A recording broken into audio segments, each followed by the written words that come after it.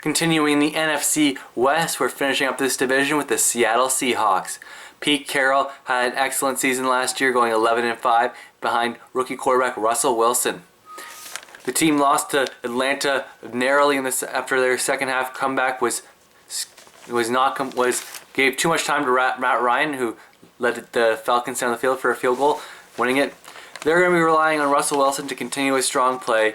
He threw 26 touchdowns, only 10 interceptions, and completed 64% of his passes. If he does that again, he'll be very successful. He's got great mobility. He gave the Bills fits in Toronto when he scored 3 rushing touchdowns. In the backfield, they got a great combo, starting with Marshawn Lynch, who is nicknamed the Beast for a reason because he's incredibly tough to tackle, as we saw in that playoff game a few years ago against the Saints when he broke a ridiculous amount of tackles. I think it ended up being 13.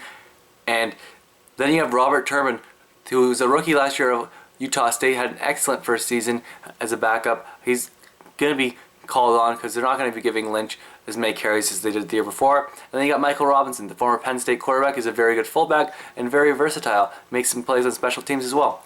The receiving corps is an interesting one because they lost Percy Harvin before the season started. After trading their first round pick for the Minnesota receiver, the Florida product Harvin required hip surgery, could be out for the year, could be back near the end of the season. He was placed on PUP, so he's out for at least the first 6, but you don't know about afterwards. And then it's the same 2 receivers they had starting last year, Golden Tate, the former Biletnikoff winner from Notre Dame, who has stayed out of trouble and has consistently improved. I expect a breakout season for Tate. I think he's going to go over 1,000 yards this year. And then it's Sidney Rice, who has dealt with some injuries to knees, hips, just about every lower body part you could have, and is trying to match that 2009 season that's far behind him now. I think he's still going to be a good number 2 receiver, a big target in the end zone. Then in the slot you have Doug Baldwin, the Stanford product. He suffered a sophomore slump. He's had a few head injuries, so you have to wonder how much he's going to have left to offer. And then they have a tight end who's gone overlooked in Seattle since he left Oakland. He's not used the same way the Raiders used him. That's Zach Miller.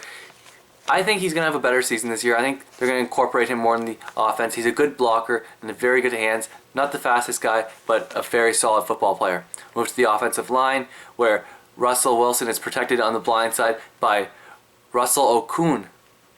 The big tackle out of OK State is elite when healthy. The problem is he's only made 37 of 48 starts. He's dealt with ankle and knee problems that have kept him out. Max Unger is a great center from Oregon. And then you have Breno Jacomia, which is I'm not a fan of. I think that he's just a league average tackle.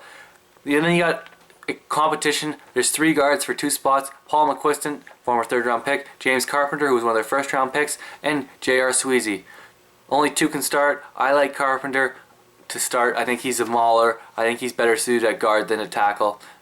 But then you got a lot of players at the same talent level, McQuiston and J.R. Sweezy.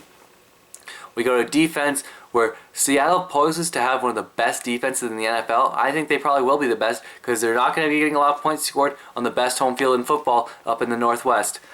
We're going to look at the ends. Red Bryant, he's a big run stuffer. He moves to tackle on passing downs. He's a very good player. Michael Bennett, signed from the Bucks, had some offseason shoulder surgery. He can also move to tackle when in passing downs. 7 sacks last year. He's going to use more as a pass rusher. So they signed now Chris Clemens, coming off a torn ACL in the playoff game against Washington. He's had 11 sacks for the past 3 straight seasons. You have to wonder how he'll be to start the season, if he'll start the season in the active roster. And then they signed Cliff April from Detroit. He's averaged 8 sacks each year for his 5-year career, so that's an interesting signing after Detroit let him go.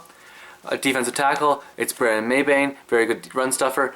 Tony McDaniel, who's a career backup, and then 3rd round pick Jordan Hill out of Penn State. Again, I like that. I think they're going to be Maybain's going to be the guy who's going to be on the field all the time, or virtually all the time. And then I think they're going to flip Red Bryant inside to defensive tackle. Use Bennett inside defensive tackle a bit, and you get Clemens and April on the outside. They have a very versatile D-line. Let's not forget that their 1st round pick last year, Bruce Irvin, can also play defensive end. He's going to be playing the strong side linebacker, but he's suspended for the first 4 games due to violating the drug policy. He's a great pass rusher when he gets the chance to. Continuing with the linebackers, Robbie Wagner, KJ Wright, 2 great linebackers, both active, both making plays all over the field. So you have those guys are going to be making plays, pass and run game. Move to the corners where the secondary is just big and physical. You don't see many corners that are over 6'2", and that's what both their corners are. Richard Sherman could be the NFL's best corner. He's very long, very physical. And then you have Brandon Browner, the former Calgary Stampeder, is a bigger, physical corner. He's 6'4". He's physical. He's a great tackler. And then you have Antonio Winfield, who is a natural slot corner. That's what he's been playing mostly with the Vikings. He's one of the best tackling corners of all time. Could be a future Hall of Famer. And he is going to excel just playing the slot corner, not being a guy on the field all the time. At 35, great player. Move to the safety, Cam Chancellor, another big physical player. Hard hitter, maybe not the best in coverage, but very good in the run game. And then you have Earl Thomas, who's great in covering the passes, top 5 free safety, another guy who's going to make a lot of plays in the Seattle defense. We go to the special teams, where Steve Hoshka had a good season last year. He's a career 82% kicker. You have to feel confident with him. John Ryan is a decent punter. Overall, I'm projecting this team to be the second best team in the NFL this year, 13-3, and that's this year for the Seattle Seahawks.